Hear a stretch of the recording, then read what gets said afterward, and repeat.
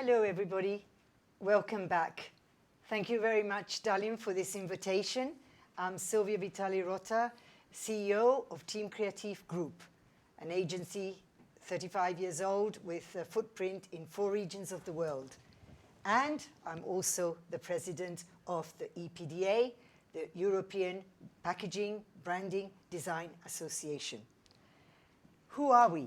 We are different agencies, some big, medium, and small, and we all represent design in its purest expertise, going from the branding, the visual graphics, to the structure, the volume, the shape, as well as all the sustainability issues and problem solvings that can be done.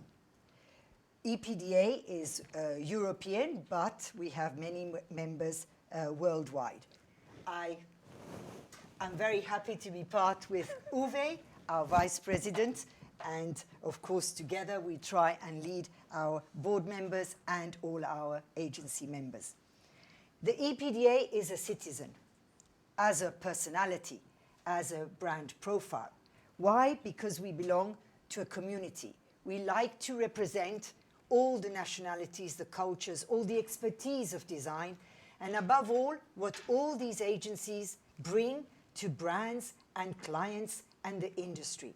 Because if we want to win the fight of the planet, to make it a better world for tomorrow, we have to seriously all together need to start designing it to make it as compatible as possible with business as well.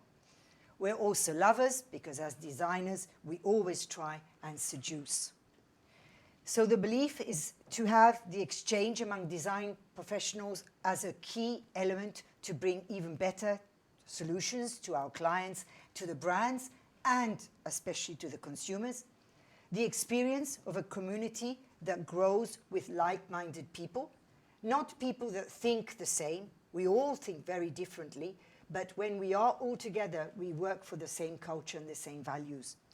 The passion to create value for the brands, the people that work in the brands, the consumers, and of course the agencies and the designers and the staff that are in these agencies. And of course, to have the enormous expertise and knowledge, hundreds of years when you put all the ages of the designers together in all the agencies, of competence that we give and we obviously sell to our clients and consumers. So what do we say? We connect, we empower, we celebrate European brand design, and we share, we dare, and we shine. Because as design agencies, especially all together, we have to be sharing, we have to dare, and we all have to shine so that the brands and the corporations can shine as well for the consumers and a better planet. We learn and we provide platforms to exchange, to do network, working together, different stakeholders in the branding and packaging value chain. We also have many members who are freelance designers who stay members or are members of the agency.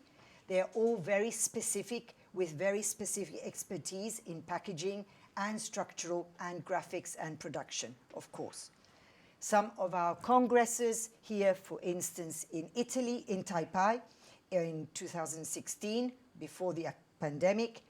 And then we have face-to-face events, physical conferences with business-related topics. We don't only talk about design, we also talk about the business and the finance part of what design brings to consumers and to the planet. And we have different choices of cities, so that Helsinki, Barcelona, Portugal, Warsaw, London, whatever, is always concerned about our events. In May the 20th in Bologna, Italy, I proudly became the president. Thank you to Uwe, who passed me the presidency. And we had our 30-year-old anniversary. We had some fantastic speakers from all over the world. John Glasgow, who did a brilliant presentation on how a brand can touch every heart and consumer in the world. Lots of 80 people were there, which is a lot getting together for design issues. And of course, the planet needs is bringing us even more together. Some different clients were there as well. And here is some of the people that were there for the photo at the end of the day. We have another event on the 21st of October in Nuremberg at Kurz. And there we will actually go back into the crafts of design, because designs are not just on digital or computer. There is still a lot of fantastic crafts, starting from the crayon, the pencil, which is the different methods, as well as the fantastic inks, and how a designer, when he designs, can think of all those techniques. We will be visiting Puma, incredible sports manufacturer agency. We will also be visiting Faber-Castell, the pencils and crayons that made us all love art as kids and as adults. And of course, it would be great if people join us for this great event. We thank our incredible partners. All the people on this page have helped the association become what it is and last for 30 years and for many, many more years. Thank you very much. I will now pass on to Uwe. Thank you, Sylvia. Thank you. Well, thanks a lot. My name is Uwe Melichar. I'm running an agency in Hamburg. I'm focusing on sustainable packaging solutions, consulting companies, developing packages, and I'm the vice president of EPDA. And today, I'm very, very proud to present you our book, the Design Agency Boost book. So you've already seen it. It's standing here. So here it is, the first ever copy in my hands, and look at these wonderful colored edges and everything. So you really have to have a closer look into it. I will introduce it briefly. So there was a conference edition, a paperback we had in Bologna in May, but now we have the hardcover. And the most important is the content of this book. So we had about 45 contributors making this book happen. Authors that wrote articles are authors from brands. So there was Colgate-Palmolive, Coca-Cola, Nestle, Carrefour writing articles for us, but also from the industry. And here I want to say loudly thank you to our partner, DALIM Software, who made this book possible. This is really important, and we appreciate that really a lot. Yeah, let's look a little bit inside. There are our 10 beliefs illustrated in texts. So we have about 45 texts talking about agency setups and positioning, talking about the agency-client relationship, agency services, but also how we act as a member of the packaging value chain or value branding value chain, how the transformation happens from physical to digital, but also in terms of sustainability. All this you can find in the book. It's worth having a look into it. The process, how that all came together, is interesting too. That wasn't as easy as you may think if you have a book in your hand. The printing process was exciting. Claudia, our general manager, who really did a lot for this book, went to Fulda, to CreArt, to the printing source, and met up with Thomas from the Huber Group, who took care that the colors also remain after a little bit of sunlight came onto it. So exciting process. Not to forget to mention that it's designed by two young women from Kiel, from the Muthesius Schule, who have their studio Ajot today, and they designed the book. We are brand designers, we are packaging designers, we are not book designers, so we handed it over as it should be to the experts. That's all about the book. And now I would like to take you by the hand to follow me in the world of sustainable package design, sustainable packaging as such. And here I want to start with this little guy here. Have you ever seen that, Sylvia? Do you know that? Yes, seen it. This is from Tetra Pak, dates back to the 1970s. It's called Righello. And Tetra Pak promised you can just throw it into the woods and it will biodegrade. and that is not true. If you look into the Swedish woods today, you can still find some of those rigellos. And that shows a little bit, that we should not trust everything we hear from the industry. So we should better look twice and ask some questions. And I got this from the Museum of Failure. So also a recommendation, look into it. We had Samuel West, the director of the museum, in one of our live flash webinars earlier this year. So what does sustainable packaging mean? First of all, what does packaging mean? Packaging means we have to protect the valuable product. We have to take care of convenience for the shoppers, so open, reseal.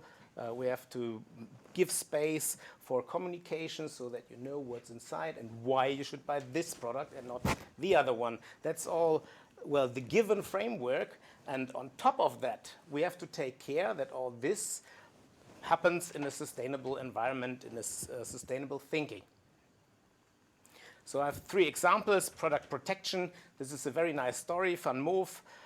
It's a bike company. They had the problem that their bikes, especially when they shipped them to the US, got damaged. And the clever trick they did, they printed an LED screen on their cardboard boxes, and all of a sudden they've been handled with much more care, and everything went well. And from 4 out of 10 damaged bikes, they brought it down to 1. That's a pretty good example of what you can do with simple tricks. Product protection, another example. This is a coverage for vegetables and fruits. It's a lipid, consists of lipids, of fat, and it extends the shelf life without using any kind of plastics or, artificial material, whatever. So looking into convenience, we have to take care, definitely, of inclusion. Society is getting older, but also people who cannot move as we can needs to get access to products, and this is an important field of packaging where we as EPDA look into, but every designer should have a close look into. Communication, nice project from the Netherlands.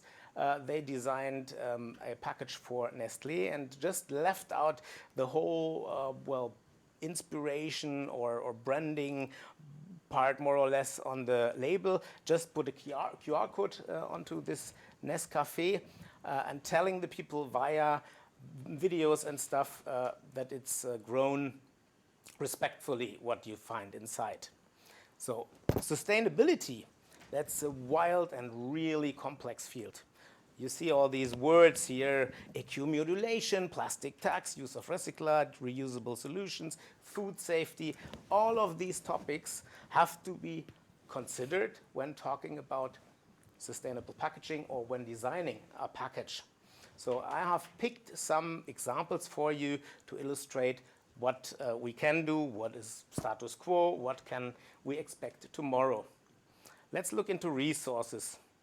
This is a material, agricultural waste, glued together by mushrooms, by mycelium.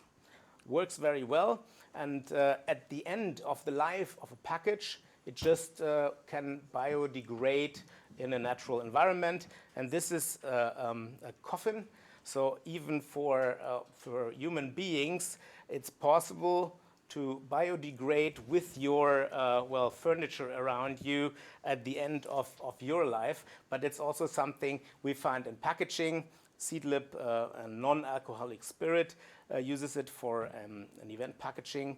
And we did this for our conference in Bologna. We have these little flower pots, and we did an experiment together with our dear partner Kurz, who's also involved in the book and will be our host for the next conference. They started experimenting to put their wonderful foil, which is really very, very thin and doesn't harm the environment at all, to this material, and it biodegrades together with the material at the end of its its life. It's an experiment, we're not there, but it's a starting point.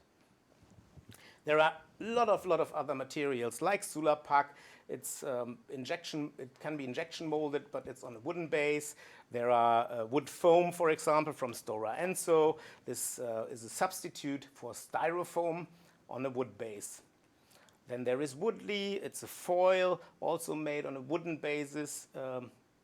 So it's kind of a new sort of plastic, which is not made from fossil resources, but from renewable ones. Yeah, I could talk on for another hour. Coconut husk, algae, avocado seeds, all these materials are basis for new packaging materials. You can look that up if you want in the book from our friend Sasha Peters in Materials in Progress. Yeah, what we can also do at the end of the life of a package is trying to use the material again. That works in Europe very well for paper, plastic, glass, and metal. Paper, about 83% recycling rate. Plastic is still a problem, and that's a quality problem. We don't have the time to really deep dive into it. But what's interesting, coming back to our little Righello friend, is that the beverage cartons are recycled by 51% in Europe. But I actually doubt that a little bit. The numbers are from the Alliance for Beverage Cartons and the Environment. So that sounds like that. Well, I don't want to get deeper into that. Interesting enough, Rittersport, who has a fantastic packaging today, which is recyclable, and they are cradle-to-cradle certified with their product. Nevertheless, they look into paper packaging, and that's because the consumer thinks paper good, plastic bad. And they're still in an experiment phase due to shelf life. The barrier for the chocolate needs to be right. They are on a very good way, but it still takes some time to make this coming to our shelves in a broader scale. But funny enough, you can see it on the left-hand side or right-hand side my picture. They already had cellophane packaging back in the 1950s, 1960s. So sometimes to get forward means also to do one step back and look into your own past. Construction is an issue. We see that 3D molded paper plays an important role. This shoebox can be reused. You can plant it together with a package with your plants after use. There are other material or construction forms like paper foam, where paper material is injection molded and offers new dimensions and aesthetics. You can also use that for food. It's food grade. Imagine if all the advent calendars in the world would have this material, which is biodegradable, would replace the plastic on the back. That would be massive, must say. Yeah, and then my favorite topic, it's the paper bottle. Carlsberg is, talking a lot about their paper bottle invention.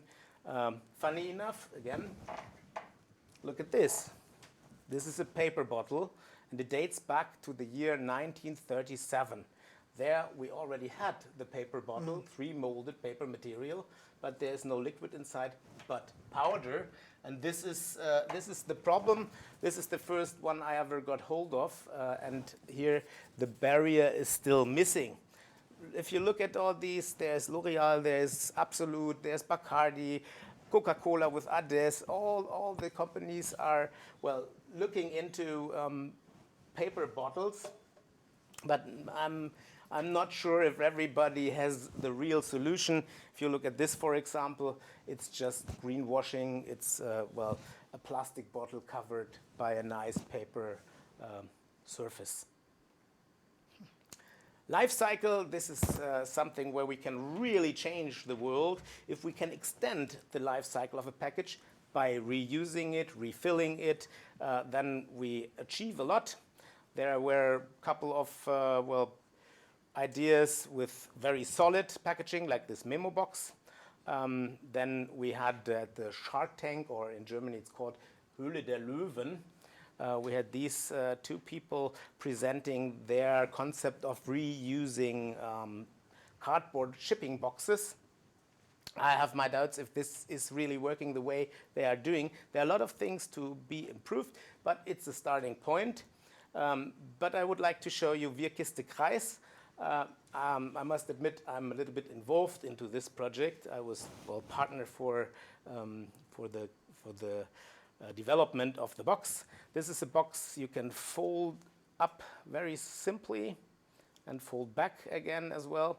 And the clever thing here is that there is no label going directly onto the box, and there's no glue to close the box, but it's all with a banderole, and the banderole can also carry the brand message and all necessary information from the sender. It should be a platform, so all the Ottos or even Amazons or the Chibos or DMs, they can use this box.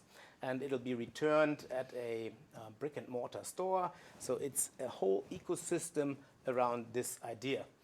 There's a digital side of it. I don't want to get too much into detail here. It's a flexible return system. It's a scalable application. And this is for most of all, it's circular. If each and every package would be sent in Wirkiste Kreis, that would mean 1.3 billion B2C orders. If they are used 5 times, then we could really, really save a lot of CO2 for our world. But I mean, this is just a calculation. Last but not least, packaging as a service. We know all that from the milkman system way back in time. A new version of it is Loop, starting from TerraCycle in the USA. If you want to know more about that, our EPDA will be on stage at Fachpack, 28th of September. Join us, it's worth coming. We have Loop on stage. We have someone, Tommy from Häagen-Dazs as the brand owner, but we also have the designer from our members from Touch Agency in UK. So they started like allowing only solid packages that can be cleaned and reused, and they asked all the companies that participate, that's Unilever, Mondelez, that's Heinz, Kraft Heinz, that's name it, everybody is participating, Nivea, Procter & Gamble, they're all there, and also Häagen-Dazs, and here's a little calculation, that's the container made by Touch Agency. So yes, the packaging cost is different from what we know. It's $8.3 for one package, but if you use it 100 times, then the costs go dramatically down and will even save not only money but also our environment in a way. And this is the whole ecosystem again. The digital part is very, very important so that you can return it, get rewarded, and so on. And also digital, and that's my final project I would like to introduce to you. Some of you may have seen it already in Europa Park in Rust earlier this year. That's the Holy Grail. That is the idea of having a digital passport with the package. It's an invisible barcode printed with marked pixels on the printing of the package. And that does not only include information about price and product and everything, and, but also about the material of the package. And that means, on the one hand side, you can engage the consumer. They can use their smartphone and get funny informations and whatever. But for us, more important is that at the end of its life, of the life of the package, the material can be detected very, very fast. And so this whatever, let's say this Rigello bottle can get where it belongs to, not into the Swedish woods, but into here a plastic bin with the right plastic. There are many recipes. All right, finally, one project I did at the beginning of the pandemic crisis we had.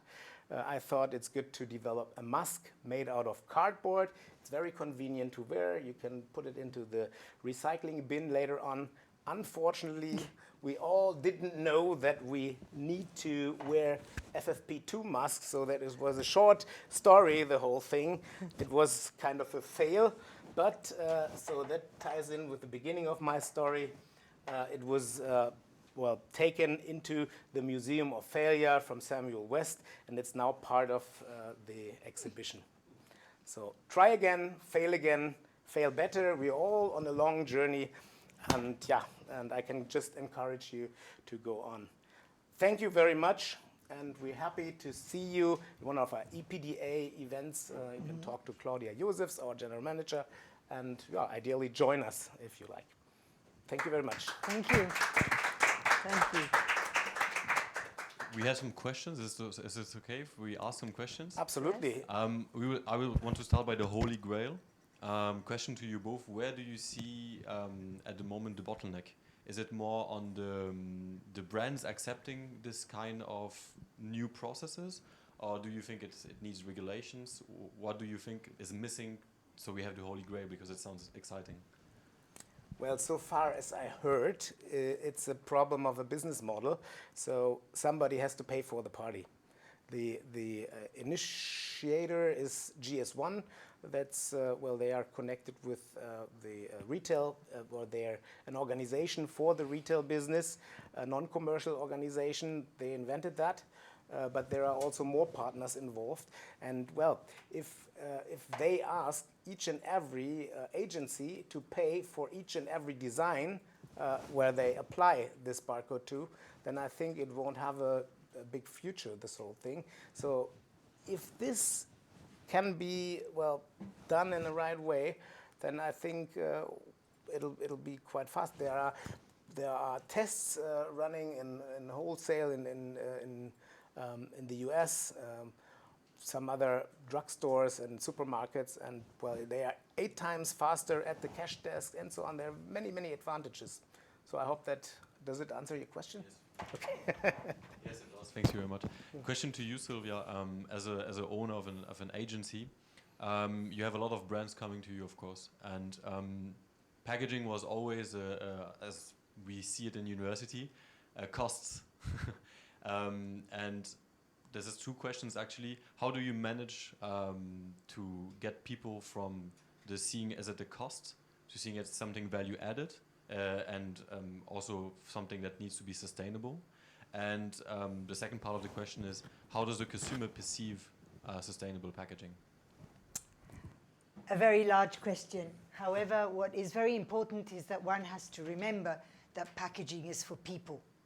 Packaging is not there to be decorated. It's not there to look good on a shelf.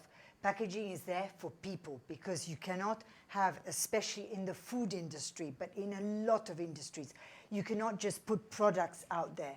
The bulk times where you buy a lot of products in bulk is a possibility, but in the world we all live in now, you need to protect, and even more so after the pandemic, where the hygiene measures also protect it from humidity, from little insects, from all sorts of things. So packaging is essential. Then you say, how can that be the best, at the best service of the consumer and of the brands, and of course the feasibility of producing it, printing it, making it look good with good design. So that is part of the value of the product.